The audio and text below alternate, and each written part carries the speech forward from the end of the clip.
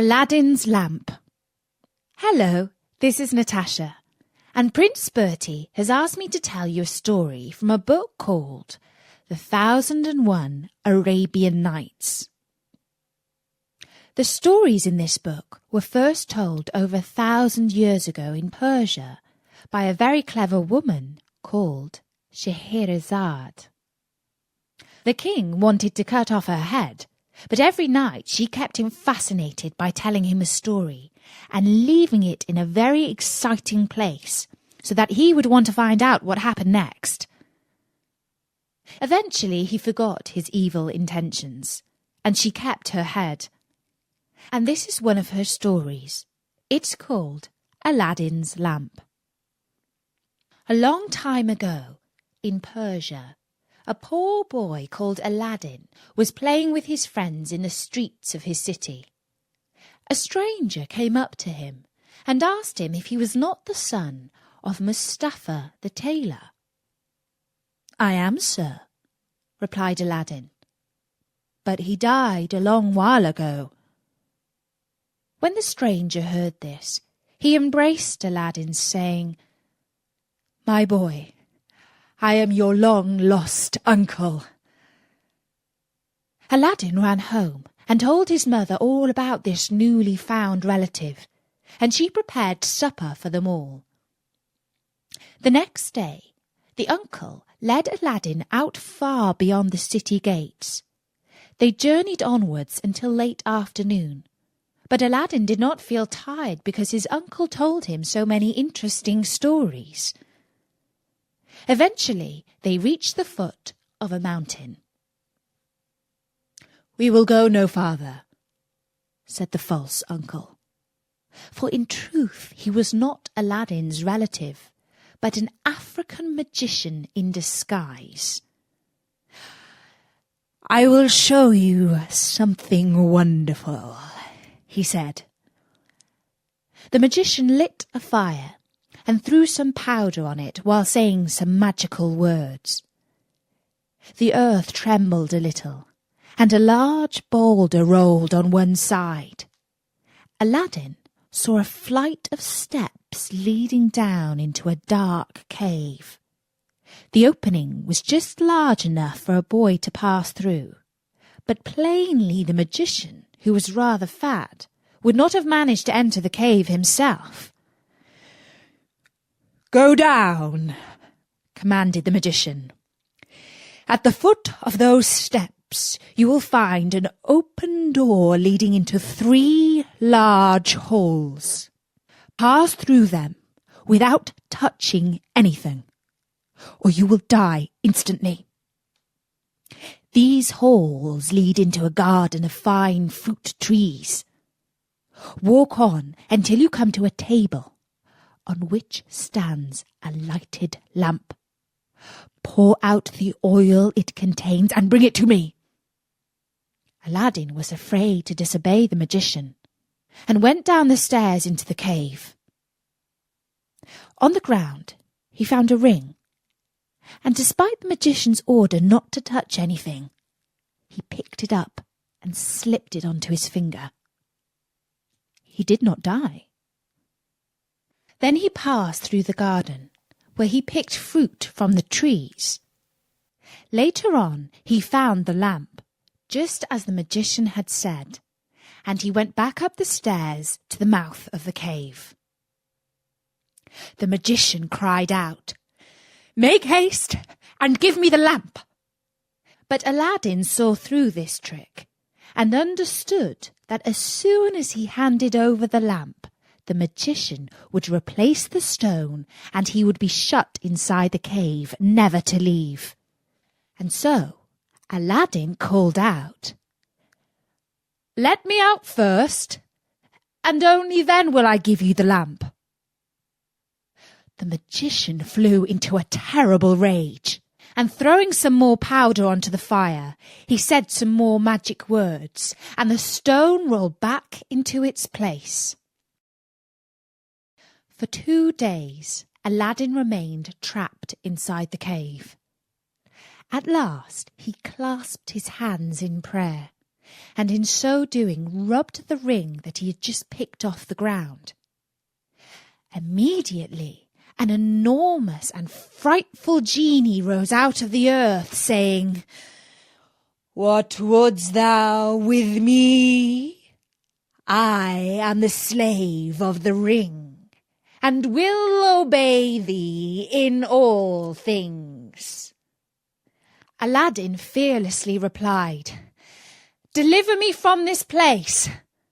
Whereupon the earth opened up, and he found himself back at home. "Alas, child," said his mother, when she noticed him, "I have nothing to eat in the house. We will go hungry again tonight." Aladdin soothed her, saying that he would sell the lamp to get some money for food. As it was very dirty, his mother began to rub it, that it might fetch a higher price. Instantly, a hideous genie appeared and asked what she would have. She fainted away, but Aladdin, snatching the lamp, said boldly, "Fetch me something to eat." The genie returned with a silver bowl, 12 silver plates containing rich meats, 2 silver cups, and 2 bottles of wine. Aladdin's mother, when she came to, said, "Where did you get this splendid feast?" "Ask not, but eat," replied Aladdin. One day, the Sultan, who ruled the city, ordered that everyone was to stay at home and close his shutters, while the princess, his daughter, went to and from the bath. Aladdin was seized by a desire to see her face, which was very difficult, as she always went veiled. He hid himself behind the door of the bath and peeped through a chink. The princess looked so beautiful that Aladdin fell in love with her at first sight. He went home and told his mother that he loved the princess so deeply that he could not live without her. His mother burst out laughing, but Aladdin at last persuaded her to go to the Sultan and request his daughter's hand in marriage for her son. She fetched a napkin and laid in it the magic fruits from the enchanted garden, which sparkled and shone like the most beautiful jewels. She took these with her to please the Sultan. After waiting several days at the palace, she was admitted to see him. She threw herself down at the foot of the throne and waited for several minutes until the Sultan said to her, "Rise, old woman, and tell me what you want." She hesitated, then told him of her son's love for the princess, only at last remembering to open the napkin that contained the magic jewels. When the Sultan saw this wonderful present, he was thunderstruck, and turning to his chief adviser, the Grand Vizier, he said, "Ought I not to give the princess to one who values her at such a price?" The Vizier, who was hoping that his own son would marry the princess, begged the Sultan to delay the wedding for 3 months, during which time he hoped to make him a richer present. Aladdin waited patiently for his wedding in 3 months' time. But after 2 months, his mother, going into the city to buy oil, found everyone rejoicing, and asked what was going on. "Do you not know," was the answer, "that the son of the Grand Vizier is to marry the Sultan's daughter tonight?" Aladdin was stunned when he heard the news, but presently he took down the lamp and rubbed it. The genie of the lamp appeared, saying, "What is thy will?" Aladdin replied, "The Sultan has broken his promise to me, and the vizier's son is to marry the princess. My command is that you bring me the princess here, so that the scoundrel can't have her." "Your wish is my command," said the genie, and in an instant the princess was sitting in Aladdin's room, still wearing her wedding dress. He told her not to be afraid, but she was utterly confused and quite terrified. The next morning, the genie took her back to the palace. The princess told her mother how she had been carried by magic to some strange house. Her mother did not believe her in the least, and the Sultan ordered that the wedding should take place that evening instead. The following night, exactly the same thing happened. The Sultan was furious and even considered having his daughter's head cut off. He summoned the vizier's son. "Plainly, my daughter is hiding from you," he said. "Do you still wish to marry her?" "Well," said the young man, who was very proud and arrogant, "if the princess does not obey her father, the great Sultan, what hope is there that she will make me a good wife? I give up my claim over her. Better that she marry the poorest beggar, if that's what she wants." When the 3 months were over, Aladdin sent his mother to remind the Sultan of his promise. She stood in the same place as before, and the Sultan, on seeing her poverty, felt less inclined than ever to keep his word.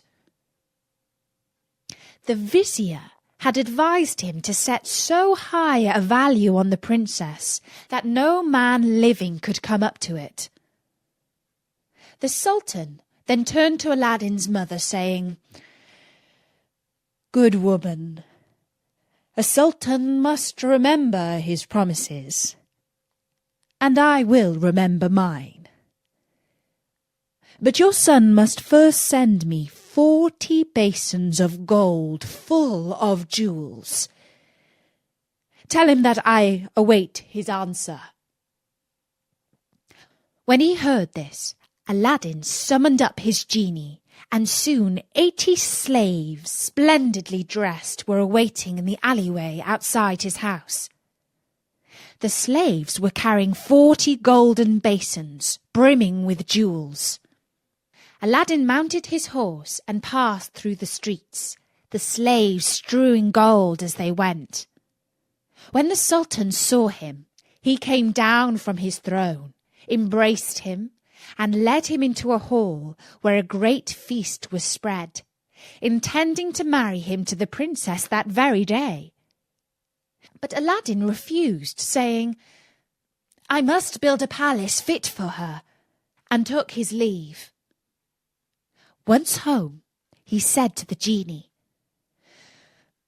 "Build me a palace of the finest marble, with 24 windows set with jasper, agate, and other precious stones." At night, the princess said goodbye to her father and set out for Aladdin's palace, with his mother at her side and followed by the 100 slaves. She was charmed at the sight of Aladdin, who ran to receive her. "Princess," he said, "blame your beauty for my boldness, if I have displeased you." After the wedding had taken place, Aladdin led her into the hall, where a feast was spread, and she supped with him, after which they danced until midnight. But far away in Africa, the magician remembered Aladdin, and by his magic arts discovered that instead of perishing miserably in the cave, he had escaped and had married a princess. He travelled night and day until he reached the city of Persia, where Aladdin lived. Half mad with rage, he was determined to get hold of the lamp, and again plunge Aladdin into the deepest poverty. Unluckily, Aladdin had gone a-hunting for 8 days, which gave the magician plenty of time. He bought 12 copper lamps, put them into a basket, and went to the palace, crying, "New lamps for old!" Followed by a jeering crowd, laughing to see an old fool trying to exchange fine new lamps for old ones. One of the palace slaves said to the princess, "There's an old lamp on the cornice there which he can have." Now this was the magic lamp, which Aladdin had left there, as he could not take it out hunting with him. The princess, not knowing its value, went and said to the magician, "Give me a new lamp for this." He snatched it amid the jeers of the crowd. Little he cared. He went out of the city gates to a lonely place, where he pulled out the lamp and rubbed it. The genie appeared, and at the magician's command carried him, together with the palace and the princess in it, to far-off Africa. Next morning, the Sultan looked out of his window toward Aladdin's palace and rubbed his eyes. It was gone. The vizier put the strange disappearance of the palace and his daughter down to black magic, and the Sultan believed him. He sent 30 men on horseback to fetch Aladdin in chains. "False wretch," said the Sultan, "where is my palace and my daughter?" Aladdin had no answer, but begged to be given 40 days to discover the cause of the disaster. This the Sultan granted. For 3 days Aladdin wandered about like a madman, asking everyone what had become of his palace, but they only laughed or pitied him. He came to the banks of a river and knelt down to say his prayers before throwing himself in. In so doing, he rubbed the magic ring he still wore. The genie appeared and asked his will. "Save my life, genie," said Aladdin. "Bring my palace back." "That is not in my power," said the genie. "I am only the slave of the ring. You must ask him of the lamp." "Even so," said Aladdin, "but thou canst take me to the palace and set me down under my dear wife's window." He at once found himself in Africa, under the window of the princess. That morning the princess rose early and opened the window, and at the noise she made, Aladdin looked up. She was astonished and delighted to see her dear husband's face. After he had kissed her, Aladdin said, "I beg of you, princess, in God's name, tell me what has become of my old lamp."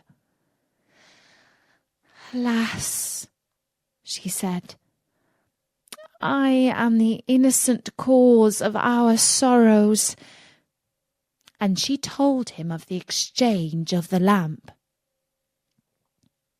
Aladdin comforted her and gave her a small bottle containing a certain powder. "Put on your most beautiful dress," he said to her, "and receive the magician with smiles, leading him to believe that you have forgotten me. Invite him to sup with you, and say you wish to taste the wine of his country. He will go for some wine, and while he is gone, I will tell you what to do." That evening she received the magician, saying to his great amazement, "I have made my mind up that Aladdin is dead, and that all my tears will not bring him back to me. So I am resolved to mourn no more, and have therefore invited you to sup with me. But let us try some wine of Africa." The magician flew into his cellar, and the princess put the powder Aladdin had given her into his cup. When he returned, the magician made her a speech in praise of her beauty. But the princess cut him short, saying, "Let us drink first, and you shall say what you want afterward." She set her cup to her lips and kept it there, while the magician drained his to the dregs and fell back lifeless.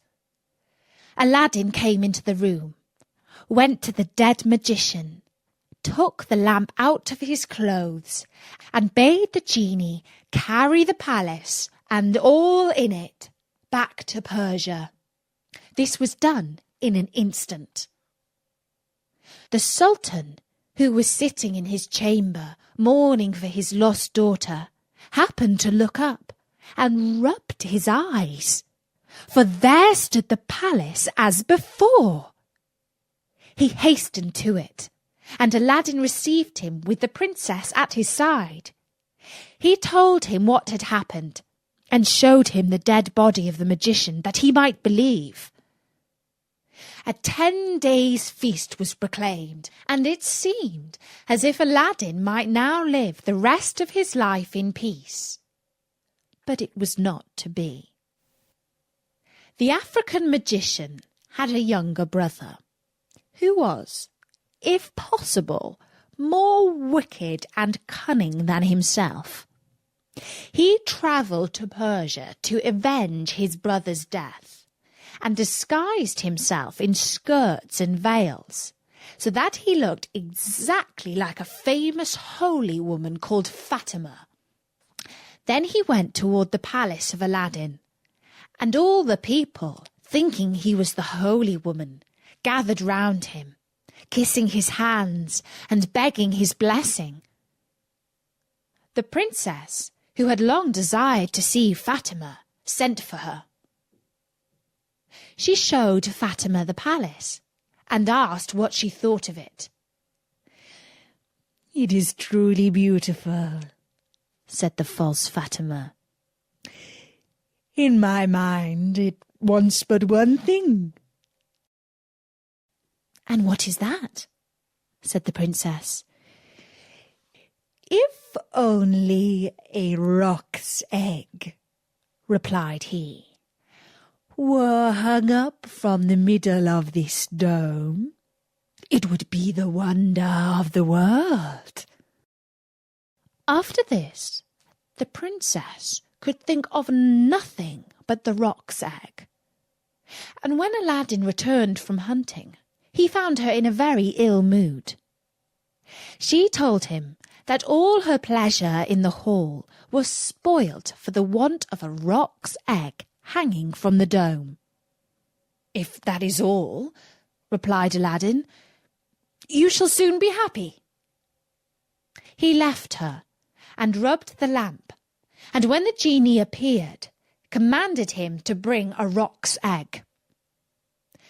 The genie gave such a loud and terrible shriek that the hall shook. "Wretch!" he cried. "Is it not enough that I have done everything for you, but you must command me to bring my master and hang him up in the midst of this dome? You and your wife and your palace deserve to be burned to ashes. But that this request does not come from you, but from the brother of the African magician whom you destroyed. He is now in your palace disguised as the holy woman. He it was who put that wish into your wife's head. Take care of yourself, for he means to kill you." So saying, the genie disappeared. Aladdin went back to the princess, saying his head ached, and requesting that the holy Fatima should be fetched to lay his hands on it. But when the magician came near, Aladdin, seizing his dagger, pierced him to the heart. "What have you done?" cried the princess. "You have killed the holy woman." "Not so," replied Aladdin, "but a wicked magician," and told her of how she had been deceived. After this, Aladdin and his wife lived in peace. He succeeded the Sultan when he died, and reigned for many years, leaving behind him a long line of kings. And that was the story of Aladdin's lamp from the 1001 Arabian Nights. Bertie says that if I keep on telling stories as good as that one, he might forget to cut my head off too. Well, thanks, Bertie. As you probably know, you can find more of my stories at storynori.com. I'll be back soon. Until then, from me, Natasha, bye-bye.